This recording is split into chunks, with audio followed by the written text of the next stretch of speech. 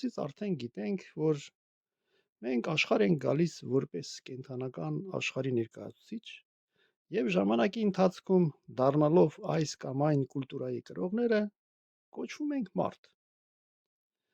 Շատ անգամ լսած կլինեք հիմնականում կնած խմելու ժամանակ, որ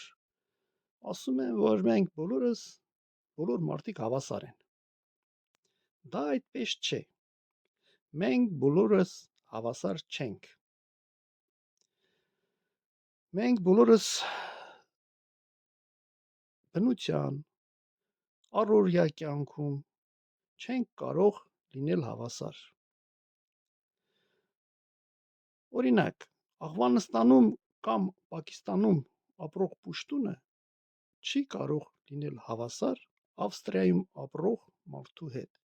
իր իրավունքների, պատասխանատվությունների, հարևանների հետ հարաբերությունում։ Տասնյակ տարիների դիտողությունների հիման վրա աշխարհի տարբեր երկրներում կա ֆորմուլա, որ մենք բոլորս գիտենք, բայց վախենում ենք մեզ խոստովանել։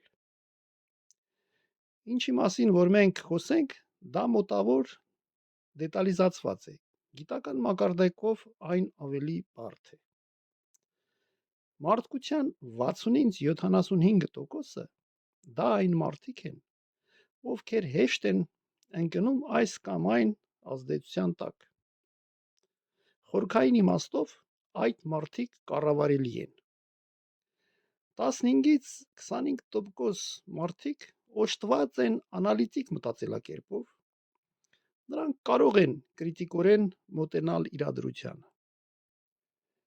Իսկ 5-ից 10% մարդիկ դա նրանք են,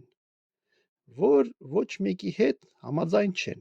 ոչ մի բան չեն առաջարկում, ամեն ինչից դժգոհ են։ Մեծ հաշվարկով այդ մարդկանցից ոչ մի բան կախված չէ։ Հարց է ծագում. հնարավոր է, որ այդ 60-ից 75% մարդկանցից նրանք, ովքեր կսովորեն համալսարաններում, կլինեն պրոֆեսիոնալ մարդիկ, նրանք կարող են փոխել իրենց տոկոսային պատկանելությունը։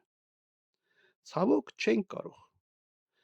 60-ից 75% մարդիկ, ովքեր հեշտ են տրվում մանիպուլյացիային, նրանք կարող են լինել լավ բժիշկներ, բիզնեսմեններ, ոստիկաններ, չինովնիկներ, զինվորականներ, բայց նրանք մնում են այդ տոկոսային դիապազոնում։ Երբ որ մենք խոսում ենք մտավորականների պատասխանատվության մասին, հենց այդ 15-ից 25%-ն է օժտված է այդ հատկությամբ։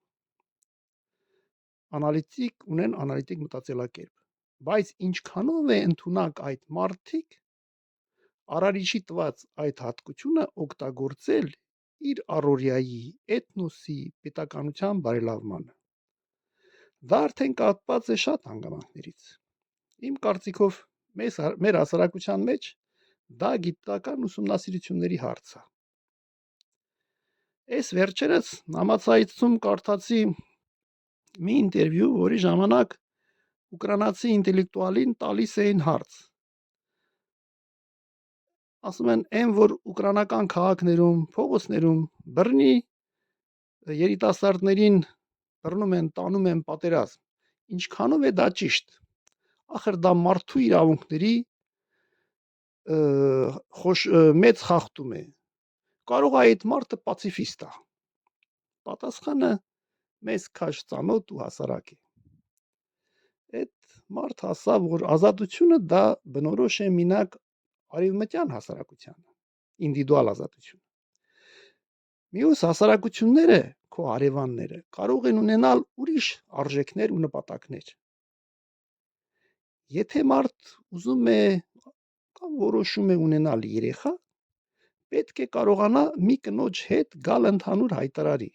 որ պիտի ունենա երեխա։ Այսինքն դա մինիմում 2 մարդու համաձայնություն է պահանջում։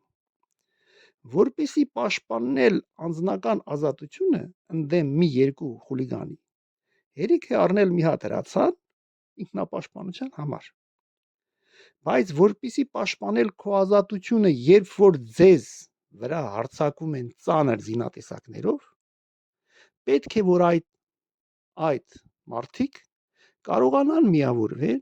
եւ զինվելով ծանր զինատեսակներով հակահարված տան հակառակորդին։ Հակառակ դեպքում, երբ նրանք չդիմակայեն, առանցին նրանք չեն կարող ազատ ապրել, կամ էլ պետք է ապրեն ուրիշի օրենքներով եւ կուլտուրայով։ Իսկ դիմակայելով հակառակորդին միասնաբար, նրանք ունեն հնարավորություն դառնալ իրենց կուլտուրայի կրողները եւ ապրել ազատ։ Երբեմն կազմակերպված բռնությունն է ու ուժի կիրառումն է, որ կարող է բերել ազատության պահպանմանը։ Այսօր այսքան, մինչև նոր հանդիպում։